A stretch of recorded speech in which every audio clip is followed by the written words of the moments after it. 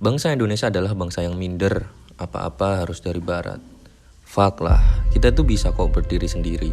Saya akan tunjukkan dari keilmuan psikologi dengan tokoh dari Jawa Ki Ageng Suryo Mentaram yang keilmuannya berani disandingkan dengan tokoh psikologi barat.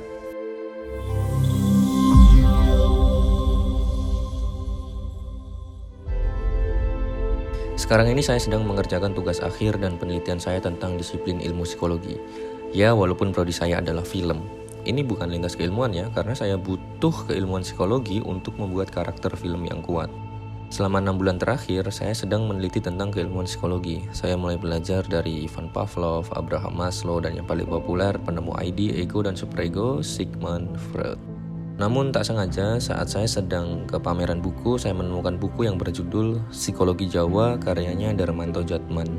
Buku ini menceritakan tentang perjuangan akademisi untuk memasukkan pemikiran Ki Ageng Suryo Mentaram ke prodi psikologi di seluruh Indonesia. Untuk yang belum tahu siapa Ki Ageng Suryo Mentaram, beliau adalah teman nongkinya Ki Hajar Dewantoro. Mereka berdua selalu bertukar pikiran mengenai pendidikan dan kemerdekaan Indonesia. Ki Hajar Dewantoro bertugas mengajari generasi muda, sedangkan Ki Ageng Suryo Mentaram fokus ke generasi tua. Ki Ageng Suryo Mentaram menggunakan dirinya sebagai kelinci percobaan untuk membuka jiwa manusia. Dia selalu mengamati responnya ketika terjadi sesuatu di luar dirinya, sehingga ajarannya disebut Kauroh Jiwo atau istilah baratnya self-psychology.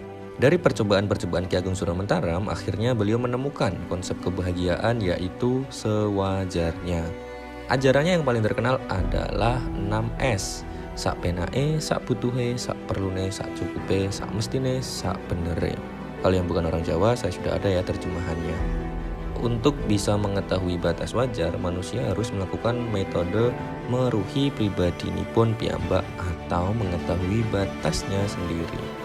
Apabila kita mampu mengenali diri sendiri dengan jujur, pemahaman terhadap diri akan membuka pintu pengertian terhadap orang lain dan lingkungan sekitar. Dengan pemahaman ini, kebahagiaan menjadi lebih memungkinkan. Penting bagi manusia untuk mengetahui takarannya agar dapat mencapai kebahagiaan. Selanjutnya ada pelajaran mulur mungkret. Mulur artinya mengembang. Keinginan manusia selalu berkembang manakala mendapatkan keinginannya. Contoh, sudah punya pacar, pengennya pacarnya cantik, bisa masak, bisa kerja, bisa melayani semuanya sampai di satu titik kamu menginginkan pacar yang sempurna. Yang mana itu tidak mungkin, karena kesempurnaan hanya milik Tuhan. Akhirnya kamu kembali ke mungkret alias mengempis. Ketika mulur sudah mencapai puncak, kamu sudah tidak bisa punya rasa bahagia lagi. Akhirnya kamu harus mungkret, mengempis untuk mendapatkan rasa bahagia. Punya pacar saja sekarang sudah bahagia kan? Ajaran Ki Ageng Suryo Mentaram hari ini menjadi sangat relevan manakala kita dibombardir kisah sukses di sosial media. Membuat kita selalu punya ingin yang tidak terbatas, padahal manusia adalah bentuk keterbatasan. Sebenarnya masih banyak sekali keilmuan yang diajarkan Ki Ageng Suryo Mentaram kepada teman-temannya saat itu. Karena budaya kita dahulu adalah budaya tutur, maka referensi tulisan tentang Ki Ageng Suryo Mentaram ini cukup terbatas. Ada satu buku yang berjudul Psikologi Jawa karya Darmanto Djatman yang menurut saya cukup lengkap membahas keilmuan dari Ki Ageng Suryo Mentaram.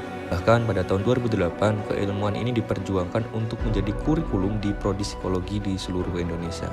Bukunya bisa kalian beli di link di bawah ini.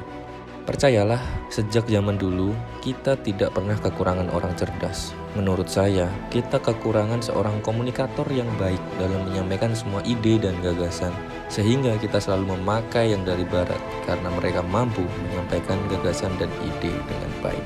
Sekian dan terima kasih. Semoga kita, aku, dan kamu semua bisa menjadi komunikator yang baik dalam menyampaikan ide dan gagasan dari bangsa ini.